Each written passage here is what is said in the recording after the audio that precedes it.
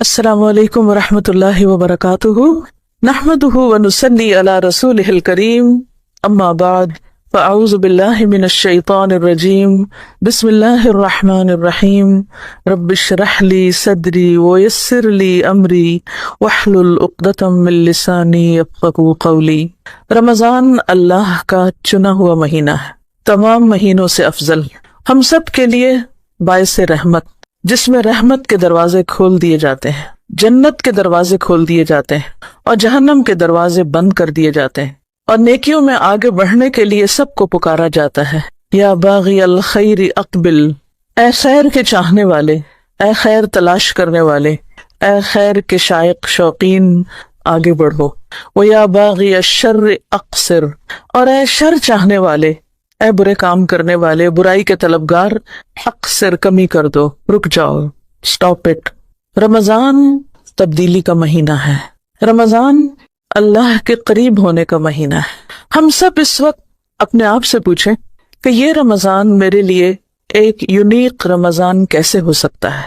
زندگی میں ہم نے کئی رمضان دیکھے ہیں، رمضان ہر سال لوٹ کر آتا ہے، یہ ہمارے لیے کوئی نئی چیز نہیں، لیکن آخر وہ کیا بات ہے، وہ کیا خاص چیز ہے کہ جو ہمیں اس رمضان میں حاصل کرنی، جو ہم نے اب تک حاصل نہیں کی؟ ہم اس رمضان میں اپنے لیے کیا چاہتے ہیں؟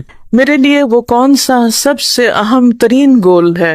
میرے لیے رمضان کے اعتبار سے وہ کون سی ٹاپ پرائرٹی ہے؟ وہ کون سی ایک خاص چیز ہے کہ جس پر میں نے کام کرنا ہے پورا رمضان، اور پھر اینڈ پر دیکھنا ہے کہ کیا وہ چیز میرے اندر آئی ہے یا نہیں؟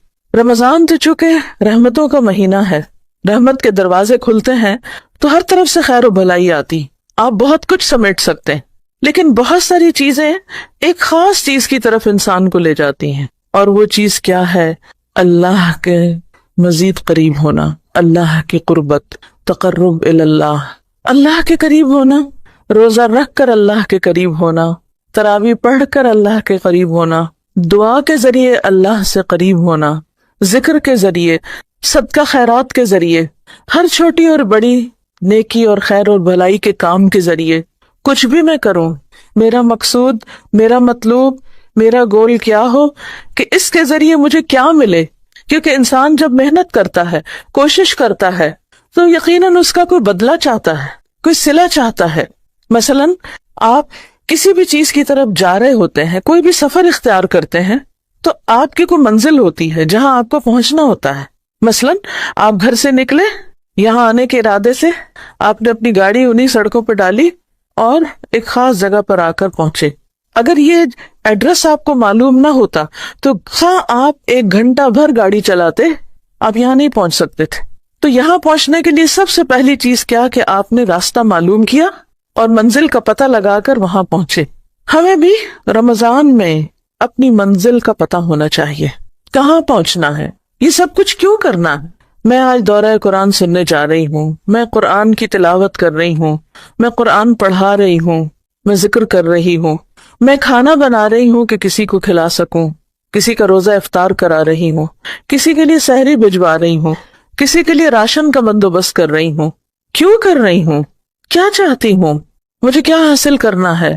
ایک ہی چیز ہر وقت ذہن میں گونجتی رہے، مجھے اللہ کا قرب چاہیے، اس کے سوا کسی اور چیز پہ راضی نہ ہو، مجھے ہر کام سے اللہ کا قرب چاہیے۔ جب روزہ رکھ رہے ہوں، سحری کے لیے اٹھے، نیند سے آنکھ نہیں کھل رہی، تھکے ہوئے ہیں، رات کے لمبا قیام کر کے سوئے، اب اٹھا نہیں جا رہا، کیوں اٹھنا ہے؟ کس کے لیے اٹھنا ہے؟ اللہ کے لیے اٹھنا ہے۔ اس تکلیف سے، نیند توڑنے سے کیا چاہیے؟ اللہ کا قرب چاہیے، مجھے اللہ کے قریب ہونا ہے، کیونکہ میرے لیے وہ ہستی سب سے اہم ہے، باقی سب تو اس کی مخلوق ہیں۔ کوئی پیارے سے پیارا انسان آپ کا اس کی کریشن ہے، کوئی محبوب سے محبوب ترین چیز آپ کی سونے چاندی کے ڈھیر کریشن ہے اس کی۔ یہ نہیں، ان کا بنانے والا چاہیے، اس کی محبت چاہیے، اس کی رحمت چاہیے، اس کی معرفت چاہیے، اس کی پہچان چاہیے۔ دنیا میں جتنی بھی چیزیں ہیں، کل من علیہا فان، سب فنا ہونے والی ہیں، سب کچھ ختم ہو جائے گا۔ کسی بھی چیز کے پیچھے بھاگتے رہیں، جتنا چاہے بھاگیں، کوئی بھی چیز سمیٹیں، جتنی چاہے سمیٹ لیں، لیکن بالآخر ہر چیز کو ختم ہونا ہے۔ وہ سب چیزیں رکھی رہیں گی، آپ چلے جائیں گے دنیا سے؟ نہیں، مجھے ختم ہونے والی چیزیں نہیں، ان سے آگے کچھ چاہیے، وہ چاہیے جس کو کبھی فنا نہیں ہونا، حی لا یموت، جو زندہ ہے، جس پر کبھی موت نہیں آئے گی، جو ہمیشہ جاگتا ہے، جسے کبھی نیند نہیں آتی، جسے کبھی اونگ نہیں آتی۔ سب غافل ہو جاتے ہیں، وہ لمحے بھر کے لیے آنکھ جھپکنے کی دیر بھی غافل نہیں ہوتا۔ مجھے اس کو راضی کرنا ہے، مجھے اس کو خوش کرنا ہے۔ اس لیے رمضان کی ساری بھاگ دوڑ، سال کے 11 مہینے تو ہم دنیا کے پیچھے بھاگتے رہتے ہیں، لیکن رمضان کی ساری بھاگ دوڑ صرف اور صرف ایک اللہ کے لیے۔ ان صلاتی و نسکی و محیای و مماتی للہ رب العالمین لا شریک لہ وبذلک امرت وانا اول المسلمین۔ مجھے یہ نہیں دیکھنا کہ کوئی اور یہ کر رہا ہے یا نہیں، انا اول المسلمین، میں سب سے پہلے سر تسلیم خم کرنے والا۔ تو صبح سے لے کر رات تک کوئی بھی کام کرے، مثلا اٹھنے کے بعد آنکھیں نیند سے بھری ہوئی ہیں لیکن آپ اللہ کے حضور کھڑے ہیں، تو وہ بھی آسمانی دنیا پر قریب آ کر آپ کو پکار رہا ہے، مانگو جو مجھ سے مانگنا چاہتے ہو، میں دوں گا تمہیں۔ تو جب انسان کا کنیکشن اس کے ساتھ ہو جاتا ہے تو نیند جیسی چیز بھی چلی جاتی ہے۔ آپ نے دیکھو گا آپ گہری سے گہری نہیں سوئے، لیکن اگر کوئی آپ کا محبوب ترین انسان آ جائے تو کیا آپ سوتے رہیں گے؟ سب چھوڑ کے آپ اٹھ کھڑے ہوں گے اور یہ ظاہر بھی نہیں کریں گے کہ میں نیند سے اٹھا ہوں، یہ ناگواری کے اثرات بھی نہیں آئیں گے۔ پھر آپ دیکھیے کہ آپ کچن میں جاتے ہیں، افطاری بناتے ہیں یا لگاتے ہیں، یا جو بنا رہے ہیں ان کو انسٹرکشنز ہی دیتے، کچھ بھی کرتے ہیں، اس وقت آپ کو احساس ہوتا ہے باقی سب گھر والے سو رہے ہیں، میں کیوں جاگ رہی ہوں؟ یہ کیا مصیبت ہے؟ سارے کام میرے ہی ذمے، سب آرام کریں اور میں کام کروں۔ اس سے اچھا تھا عورت نہ ہوتی، کچھ اور ہوتی، عورت نہ ہوتی۔ اتنے کام کرنے پڑتے ہیں، اتنی ذمہ داریاں ہیں مجھ پہ۔ کیا سوچ آپ کا دل ٹھنڈا کر دے گی؟ کیا چیز آپ کے اندر ایک خوشی کی لہر دوڑا دے گی؟ کس چیز سے آپ پرسکون ہو کر شکر گزار ہو جائیں گے کہ اللہ تیرا شکر ہے، تو نے مجھے اس کام کے لیے چنا کہ میں سارے گھر والوں کے لیے سحری کا انتظام کروں، سب کو میں کھانا کھلاؤں۔ میں کیوں کھانا بنا رہی ہوں؟ میں کیوں سحری تیار کر رہی ہوں؟ میں کیوں کچن میں کھڑی ہوں جبکہ لوگ آرام سے ابھی سو رہے ہیں؟ کس کے لیے؟ کس کے لیے؟ اللہ کے لیے، تاکہ میرا رب مجھ سے خوش ہو جائے، سارا غم جاتا رہے گا، کیونکہ رب چاہیے۔ پھر اس کے بعد آپ سب کو کھلا چکتے ہیں، سب میز چھوڑ کے چلے جاتے ہیں، باقی کام کس کا رہ جاتا ہے؟ آپ کا رہ جاتا ہے۔ اور کبھی کبھی غصہ بھی آنے لگتا ہے، یہ کیا بات ہوئی، اٹس انفیئر، اور آپ برتن پٹکنے لگتے ہیں، غصے میں آ جاتے ہیں۔ روزہ رکھا ہوا ہے، غصے سے بھرے ہوئے ہیں، کیا فائدہ ہے ایسے روزے کا؟ ایک ایک برتن کیوں پیار سے اٹھاؤں، کیوں واش کروں یا واش کرنے کے لیے رکھوں؟ کس کے لیے؟ اپنے رب کے لیے۔ ہم دنیا بھر کے انسانوں کی خدمت کو باعث فخر سمجھتے ہیں۔ اگر کسی شخص کے بارے میں آپ کو یہ پتا چلتا ہے کہ وہ سوشل ورکر ہے، وہ خدمت خلق کا کام کرتا ہے، وہ انسانوں کی فلاح و بہبود کا کام کرتا ہے، آپ بہت خوش ہو جاتے ہیں، آپ اس کی بہت عزت کرتے ہیں، احترام کرتے ہیں، اتنا اچھا انسان، انسانوں کے کام آتا ہے۔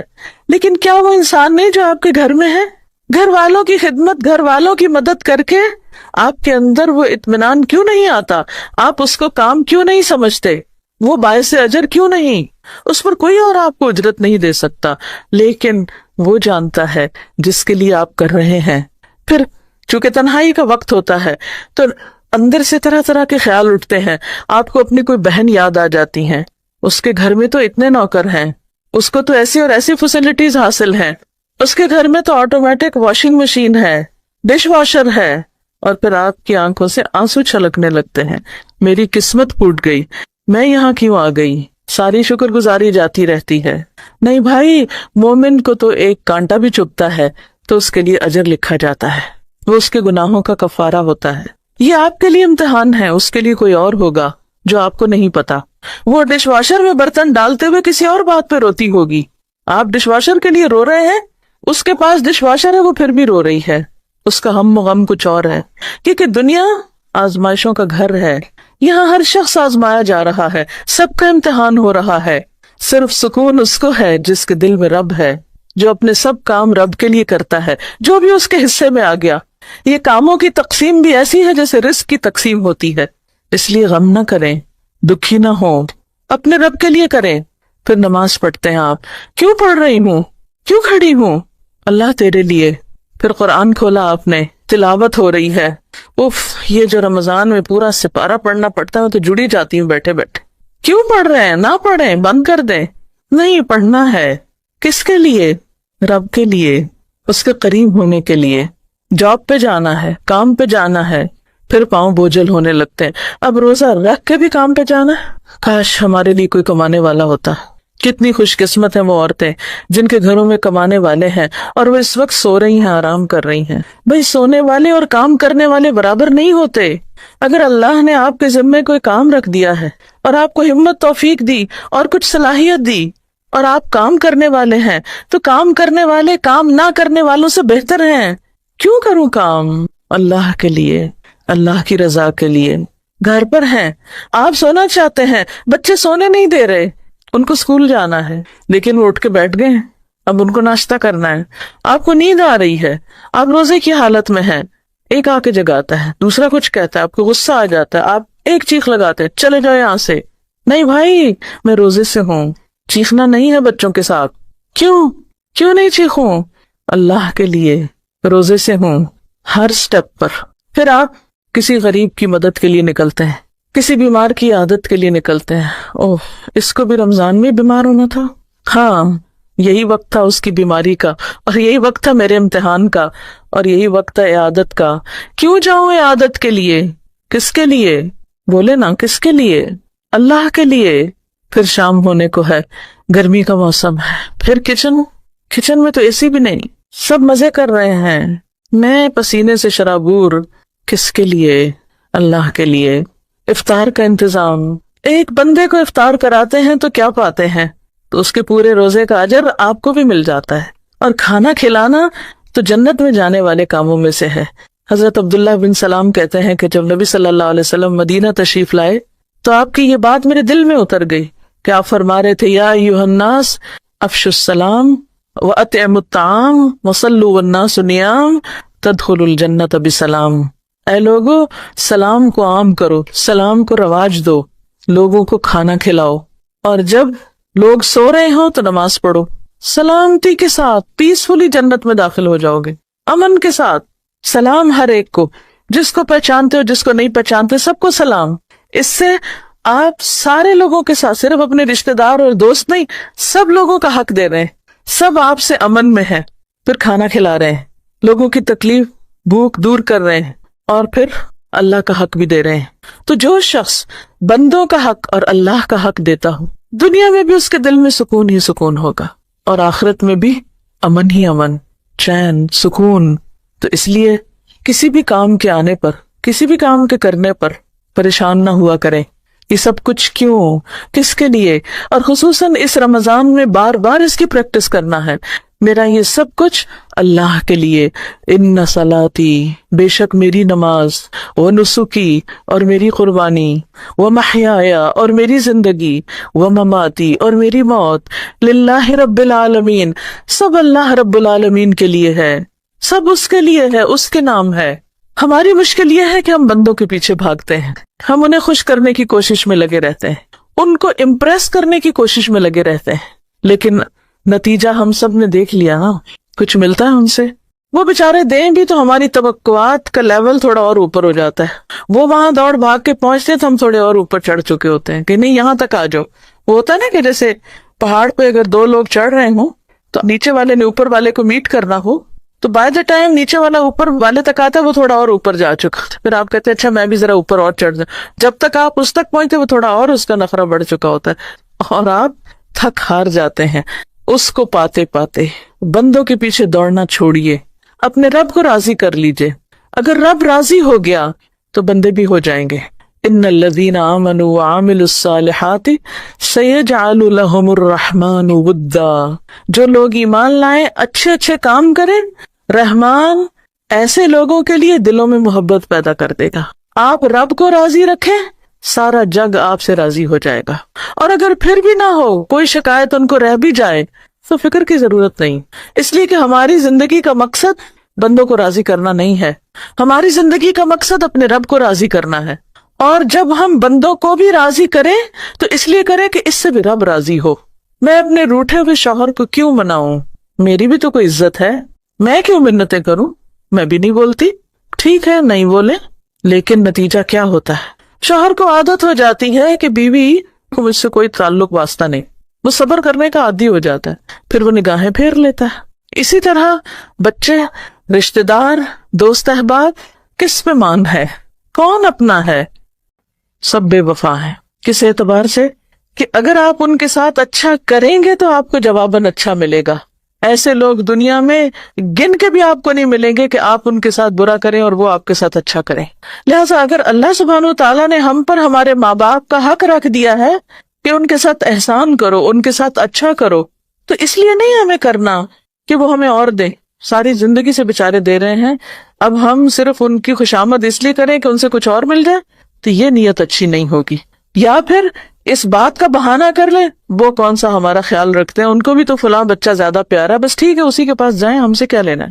ہمیں اپنے والدین کے ساتھ احسان اس لیے کرنا ہے کہ ہمارے رب کا حکم ہے، ہمارا رب ہم سے یہ چاہتا ہے. اپنے رب کو راضی کرنے کے لیے والدین کو راضی کر رہے ہیں، چاہے والدین ہمارے حقوق نہیں دیتے، چاہے وہ ہم پر کسی اور بچے کو فوقیت دیتے ہیں، لیکن ہم نے اس لیے کرنا ہے کہ ہمارے رب نے فرمایا ہے، اور وہ ہمیں کبھی غلط مشورہ نہیں دے سکتا. اس کا ہر حکم، اس کی ہر بات ہمارے فائدے میں ہے. تو اس لیے اس رمضان میں اپنے اندر بار بار ہر کام کرتے وقت ایک ہی چیز دہرانی ہے، رب کے لیے، میں رب کے لیے، میرا ہر عمل رب کے لیے، میرے روزے، میری نماز، میری قربانی، میرا صدقہ خیرات، میری بندوں کی خدمت، ہر چیز میرے رب کے لیے. اور آپ کو پتہ ہے کہ رب کتنی زیادہ جزا دے سکتا ہے؟ اس وقت جب ہر ایک کو اپنی پڑی ہوگی. آپ دیکھیں کہ جب ہر ایک کو اپنی پڑتی ہے نا دنیا میں بھی، تو کوئی آپ کو نہیں پھر پوچھتا، ہر ایک کو اپنا ہی فکر ہوتا ہے، وہ اپنے آپ کو سنبھالنے میں لگے ہوتے ہیں. تو قیامت کے دن سب کو کس کی پڑی ہوگی؟ کون کس کے لیے سوچ رہا ہوگا؟ ہر ایک کو اپنی پڑی ہوگی. تو اس وقت اگر آپ نے اس دنیا میں اپنے رب کے لیے، اپنے رب کی خوشی کے لیے سب کام کیے اور اس کو راضی کر لیا، تو اس وقت پھر کوئی مشکل نہیں. وہ کہتے ہیں نا روزہ دار کے لیے دو خوشیاں ہیں، ایک خوشی جب وہ افطار کرتا ہے اس وقت، اور دوسری اپنے رب سے ملاقات کے وقت. رب سے ملاقات اور رب کا دیدار یہ اتنی بڑی چیز ہے کہ دنیا میں تو ممکن بھی نہیں. کیونکہ دنیا میں اس وقت کریشن میں سے سب سے مضبوط چیز کیا ہوتی ہے؟ پہاڑ سب سے مضبوط آپ کی چیز نظر آتی ہے نا. اور پہاڑوں میں سے ایک بہت مضبوط پہاڑ تھا، نام کیا تھا اس کا؟ طور، جس کی قسم اللہ نے کھائی. جب موسیٰ علیہ السلام نے یہ خواہش ظاہر کی کہ اللہ میں آپ کو دیکھنا چاہتا ہوں، رب ارینی، تو اللہ تعالیٰ نے کیا فرمایا؟ لن ترانی، تم دیکھ سکتے ہی نہیں، پاسبل نہیں، یہاں ممکن ہی نہیں، تمہارے اندر وہ کیپیسٹی نہیں.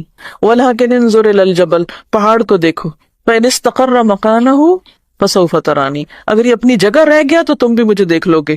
فَلَمَّا تَجَلَّىٰ رَبُّهُ لِلْجَبَلِ، تو کیا ہوا؟ جب اللہ نے اس پہاڑ پہ تھوڑی تجلی ڈالی تو پہاڑ کا حال کیا ہو گیا؟ ریزہ ریزہ. اور موسیٰ کا حال کیا ہو گیا؟ وَخَرَّ مُوسَىٰ صَعِقًا، بے ہوش ہو گئے. پہاڑ بھی طاقت نہیں رکھتا مضبوط ترین ہونے کے باوجود. اگر اس وقت مضبوطی پہاڑ کی محسوس نہیں ہوتی تو آپ کسی بھی پتھر کو ذرا ہاتھ میں لے کے دیکھیے، کسی چٹان پہ ذرا ہاتھ رکھ کے دیکھیے کہ وہ ہاتھ رکھیں گے تو لگے گا جیسے آپ کو دھکا دے رہی ہے، آپ اس کو نہیں ہلا سکتے، اتنی مضبوطی اس کے اندر ہوتی ہے. اگر پہاڑ ریزہ ریزہ ہو جائے اس لیے کہ وہ اللہ کی تجلی کو برداشت نہیں کر سکتا، تو میں اور آپ تو پہاڑ کے مقابلے میں بہت ہی لچکدار ہیں، اس دنیا میں نہیں ممکن. لیکن جب انشاءاللہ آپ اللہ کو راضی کر کے آخرت میں پہنچیں گے تو اللہ تعالیٰ آپ کو وہ جسمانی قوت جو پہاڑوں سے بھی زیادہ ہوگی، نظر میں وہ قوت، ابھی تو ہم عین کے لگائے رکھتے ہیں نا تب بھی سب صحیح نظر نہیں آتا، نگاہوں کو وہ قوت، دل کو وہ قوت، کیونکہ بہت سی چیزیں ہم نگاہوں سے تو دیکھ لیتے ہیں، دل میں برداشت نہیں ہوتی اس کو دیکھنے کی. بعض سین ایسے ہوتے ہیں نا کہ آپ دیکھتے ہی آنکھ بند کر لیتے ہیں، تو وہاں یہ ساری قوت